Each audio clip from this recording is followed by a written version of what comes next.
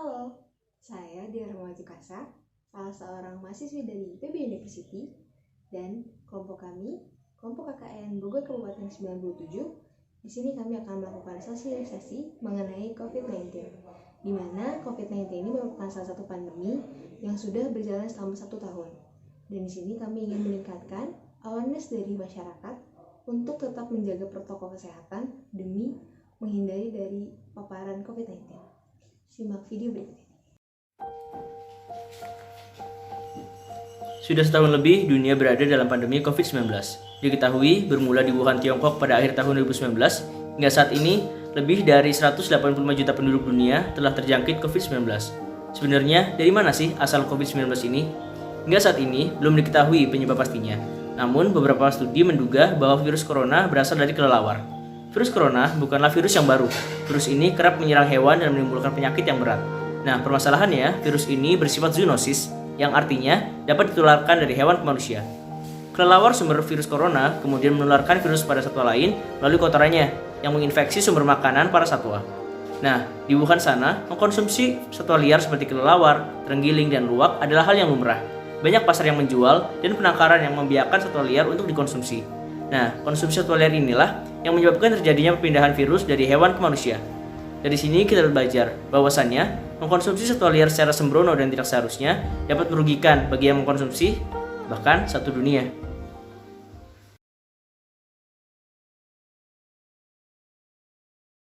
Terdapat gejala yang dapat menunjukkan bahwa kita telah terpapar oleh virus corona.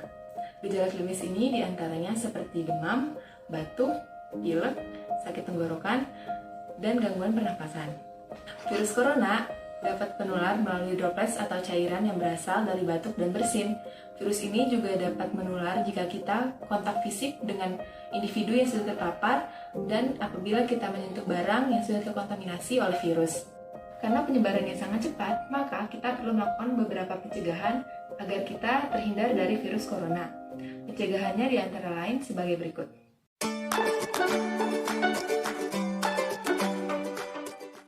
Pertama, hindari kontak fisik dalam bentuk apapun jika bertemu dengan orang lain. Dalam keadaan pandemi COVID-19, hindari bersalaman serta bentuk kontak fisik lainnya agar terhindar dari penularan virus ini. Yang kedua, jaga jarak. Pastikan saat bertemu dengan orang lain, tetap menjaga jarak minimal sejauh 1,5 meter untuk mencegah terjadinya penularan virus.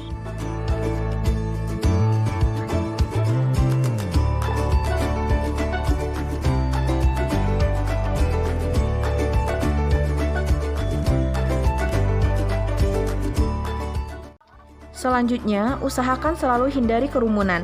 Misalnya saat sedang mengantri, selalu perhatikan jarak, jangan sampai terlalu dekat.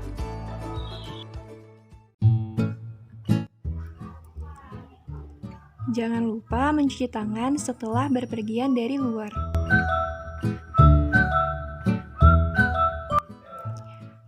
Kalian bisa melakukan 6 langkah mencuci tangan sebagai berikut. Pertama, ratakan sabun dengan menggunakan kedua telapak tangan. Kedua, gosok punggung tangan dan sela-sela jari. Ketiga, gosok kedua telapak tangan dan sela-sela jari. Keempat, gosok punggung jari dengan posisi mengunci. Kelima, gosok ibu jari dengan diputar dalam genggaman. Keenam, usapkan ujung kuku tangan dengan diputar di telapak tangan. Terakhir, bilas menggunakan air bersih. Jangan lupa pakai masker jika ingin keluar rumah. Double masker ya. Masker pertama yaitu masker medis, kemudian di atasnya dilapisi masker kain. Penggunaan double masker bukan hanya menambah jumlah lapisan, namun juga meningkatkan keeratan atau kekencangan masker, dan juga membuat masker lebih sesuai terhadap kontur muka kita.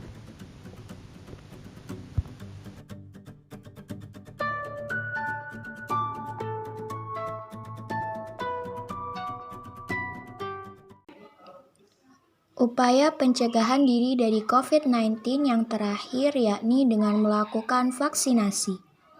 Vaksinasi sendiri merupakan pemberian vaksin ke dalam tubuh seseorang untuk memberikan kekebalan terhadap suatu penyakit.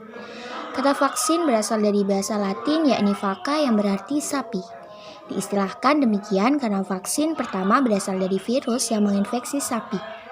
Adapun manfaat vaksinasi diantaranya 1. Mampu mencegah terkena atau mengalami gejala COVID-19 yang berat. Yang kedua, mampu melindungi orang lain. Yang ketiga, mampu menghentikan penyebaran COVID-19. Yang keempat, mampu membantu melindungi generasi selanjutnya.